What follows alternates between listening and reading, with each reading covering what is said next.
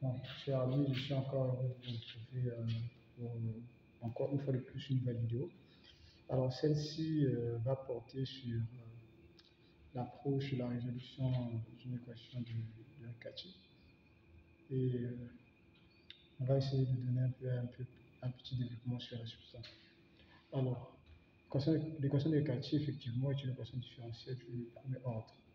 Seulement, cette équation a une certaine particularité, c'est que pour la résoudre, il faudrait qu'il y ait une certaine solution particulière. Donc, sans solution particulière, on ne peut pas résoudre cette solution à cette équation en fait. Donc, nous ici, nous allons nous donner une solution particulière, mais dans d'autres exercices, vous allez remarquer que tantôt la solution particulière n'est pas donnée, alors c'est à vous de rechercher la solution particulière et de faire un peu l'approche, de suivre un peu l'approche qu'on va présenter tout à l'heure. Alors, sans plus tarder, je vais donner la forme de l'équation de Bernoulli, de Kachi, excusez-moi. Alors, l'équation de Kachi se présente sous la forme suivante. On a y', c'est a de x, y carré, plus b de x, y, plus c de x. Alors ici, a, b et c sont des applications qui sont continuellement divulgables sur des intervalles à préciser. Alors, en amont, j'ai bien dit qu'on sait résoudre cette type d'équation sans solution particulière. C'est pourquoi on va se donner déjà ici un y1, par exemple, comme étant une solution particulière. Donc y1 est la solution particulière qu'on s'est donnée, le y1 qui est là. La solution particulière, c'est y1. Alors, comme toute solution, effectivement, une solution particulière vérifie toujours l'équation de départ. Donc, on aura quoi avec y1' soit égal à quoi a de x y1 carré plus b de x y1 plus c de x. Alors,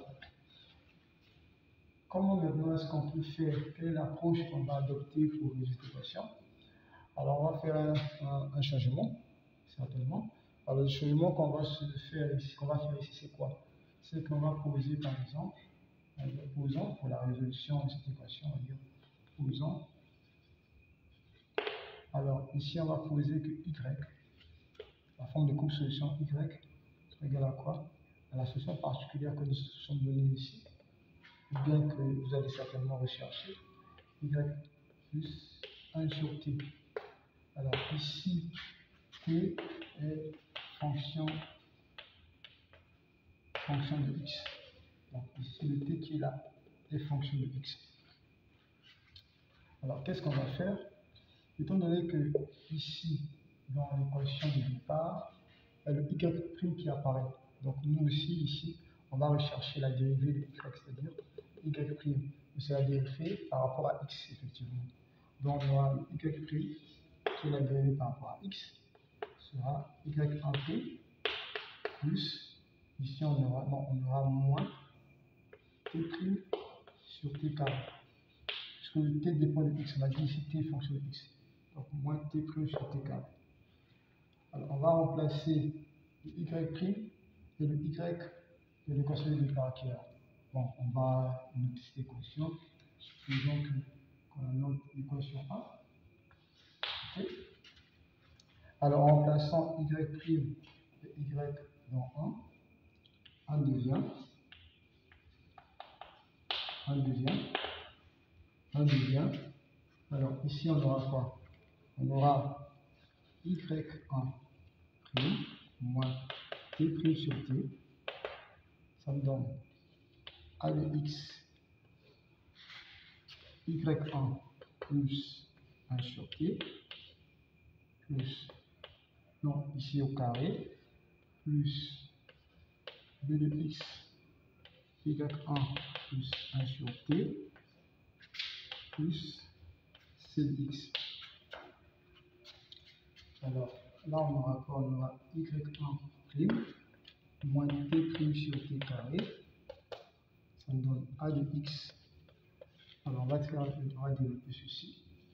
y1 au carré plus 2 y1 moins 1 sur t plus 1 sur t au carré plus b de x y1 plus b de x point 1 sur t plus c de x.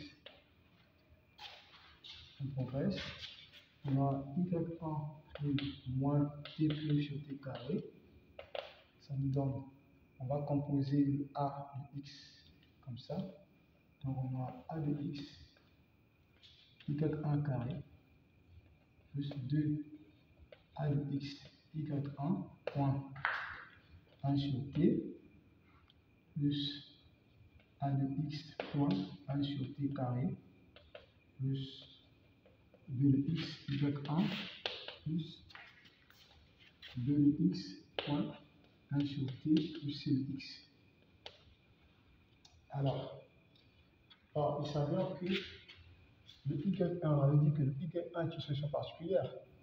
Donc, cette relation-là, le y1 est égal à a de x, y1 carré plus b de x, y1 plus c de x. C'est-à-dire que si on prend cette quantité, on ramène de l'autre côté là-bas, donc on aura y1 prime moins tout ceci, ça donne 0.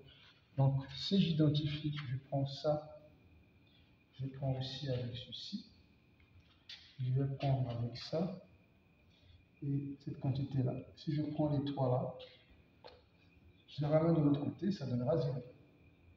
Ce qui va rester, c'est quoi? Ce qui reste, c'est le moins t' sur t carré, qui est égal à cette quantité-là, 2 a de x, y1, 1 sur t, plus a de x moins 1 sur t carré, plus p de x moins 1 sur t. Voilà. Maintenant, on compose par t carré. Alors, en composant par t carré, qu'est-ce qu'on obtient? On obtient moins t', ça nous donne 2 a de x, y1, moins t, plus a de x, plus b de x point t. Alors, je vais regrouper les deux, cette quantité qui porte le t et ça qui a le t à côté là. Alors, là, je vais moins t', c'est 2 a de x, y1, plus b de x t, plus a de x. Alors, je ramène ça de l'autre côté ici. J'ai moins t', moins 2 a de x, y1, plus b de x t, c'est a de x. Si je compose par moins 1, j'aurai t' plus 2a de x, y1 plus b de x t, c'est moins a de x. Alors, on obtient une équation différentielle linéaire du premier ordre où t est la fonction et x est la variable. Alors, dans la résolution ici, on va poser en h'1 la solution particulière. Donc, on va poser non, h'1 va rechercher la solution homogène. On va poser t' plus 2a de x, y1 plus b de x t égale à 0. Alors, on va diviser par t. Donc, on aura 1 sur t, t' plus 2a de x, y1 plus b de x égale à 0. Alors, t dépend de x. Ça veut dire quoi? C'est que le t', c'est d de t de la direction de x. Donc, on aura 1 sur t, d de t de x, plus 2a de x, y1 plus b de x égale à 0. Si on compose b de x, on obtient 1 sur t, d de t, plus 2a de x, y1, plus b de x, point dx égale à 0. Alors, on peut mettre la somme intégrante cette fois. On a la somme intégrante 1 sur t de t plus somme intégrante 2 a de x, y1 plus b de x B de x égale à C. C est moins de 1. Ça, c'est une forme classique, ça donne ln. ln à l'absoluté plus ceci, on va noter ça, typifier ça par un d. Donc, par exemple, un d de x égale à C. Alors, on veut déterminer le t qui est là. Donc, on fera quoi? La détermination de t. Donc, on aura ln l'absoluté, c'est c moins 2 de x. C'est ceci. Alors, on a ln l'absoluté, c'est ln exponentielle de c point exponentielle de moins de x.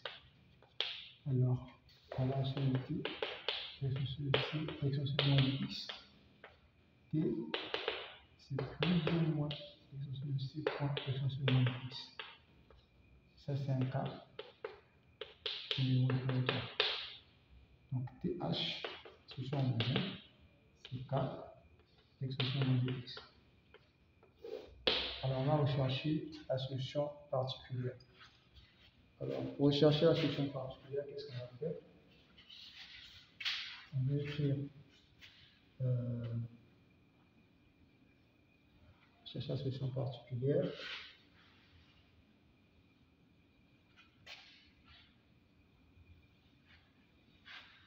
Et on va écrire hashtag 2. Hashtag 2. Alors, on fait varier le cas, c'est-à-dire on aura TP, c'est K de x, exponentielle moins de x.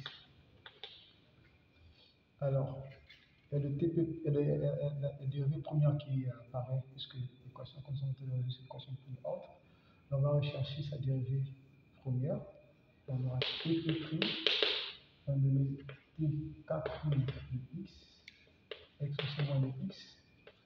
Alors, moins 2' de x, k de x, exponentielle moins de x.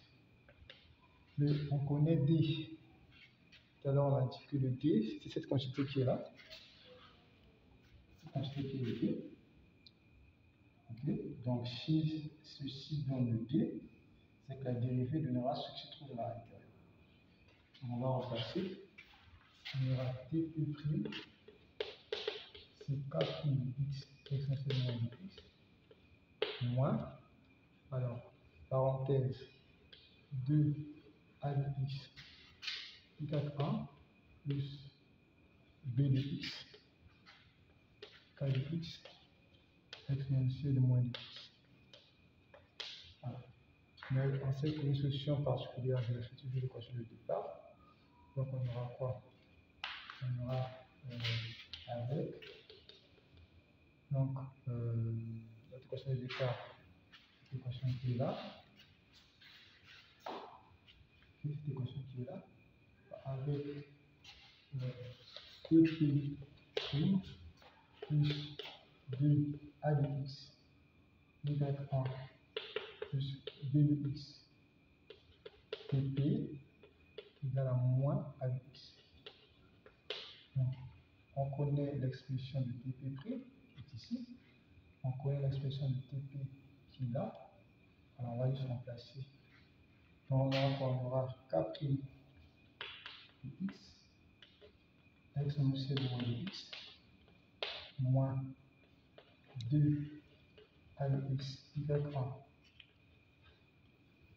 a de x, y1 plus b de x, k de x, exponentielle de moins de x. Alors, ici, plus 2 a de x, y1 plus b de x. Alors, le TP, c'est k de x, exponentielle de x. Égal à quoi? Égal à moins a de x. Alors, ces deux expressions, deux quantités-là, vont se compenser, c'est-à-dire s'annuler. On a un petit 0, donc on aura quoi? On aura k' de x, exponentielle moins de x, c'est moins a de x. Alors, notre k' de x, c'est quoi? c'est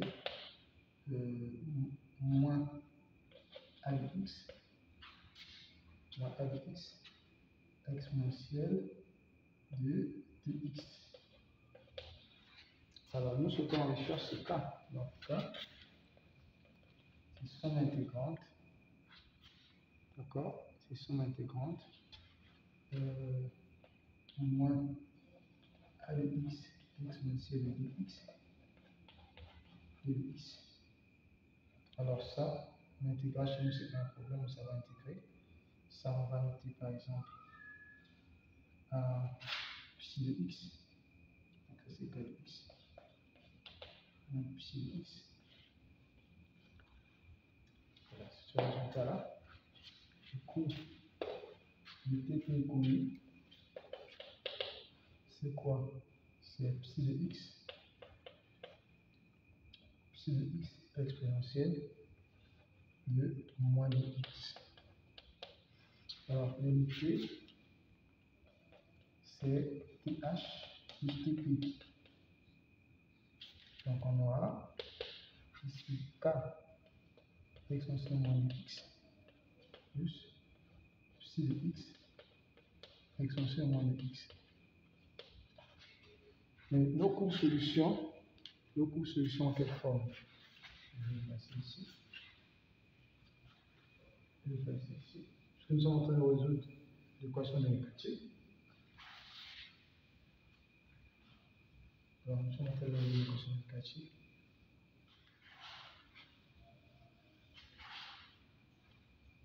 On avait dit que pour la résolution de nos courbes solutions, on avait posé que y or. Y, c'était le y1, qui était la solution particulière qu'on s'était donnée, qu'on s'était donné, plus le 1 sur t. Le t est connu, t là. Donc, du coup, les solutions seront y1 plus 1 sur k exponentielle moins de x plus psi de x exponentielle de moins de x. K est moins de 2.